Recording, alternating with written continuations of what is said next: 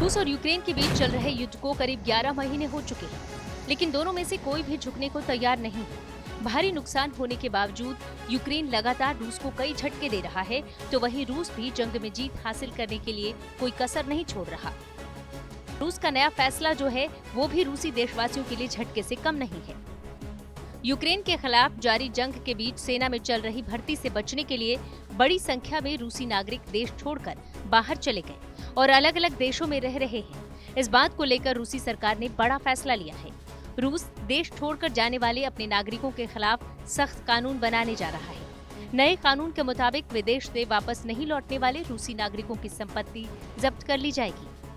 रूसी संसद जल्द ही इस पर कानून लाने वाली है। इससे पहले राष्ट्रपति व्लादिमीर पुतिन के करीबी सहयोगी ने शुक्रवार को उन रूसियों की संपत्ति को जब्त करने का सुझाव दिया जिन्होंने जंग के दौरान देश छोड़ दिया और बाहर जाकर रहने लगे। ऐसे लोगों की सूची में कई नेता और नागरिक हैं जो अब दूसरे देशों में बैठकर रूस की आलोचना कर रहे हैं।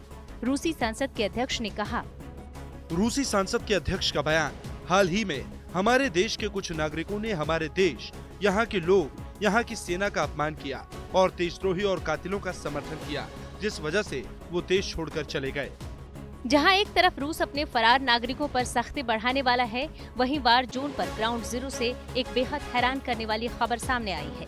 राष्ट्रपति व्लादिमीर पुतिन की निजी सेना कहे जाने वाले वैगनर ग्रुप के पूर्व कमांडर आंद्रेई मेदवेदेव ने नॉर्वे में शरण मांगी है। न्यूज एजेंसी रॉयटर्स में प्रकाशित एक रिपोर्ट के मुताबिक मेदवेदेव को नॉर्वे की पुलिस ने सोमवार को हिरासत में लिया था। आपको बताते चलें कि पुतिन की निजी सेना का ये पूर्व कमांडर आर्कटिक सीमा पार करने के बाद नॉर्वे पहुंचा है, जहां उसने अपनी जान का खतरा बताते हुए शरण मांगी है। दरअसल बातचीत के दौरान मेदवेदेव ने कहा, पुतिन के पूर्व कमांडर का बयान, वैगनर के साथ कॉन्ट्रैक्ट खत्म होने के बाद अपनी नौकरी को रिन्यू कराने से इनकार करने के बाद मुझे जान का खतरा था, इसलिए मेरे जैसे कई लोगों को अपनी जान बचाने के लिए दूसरे देश में शरण लेने की जरूरत है।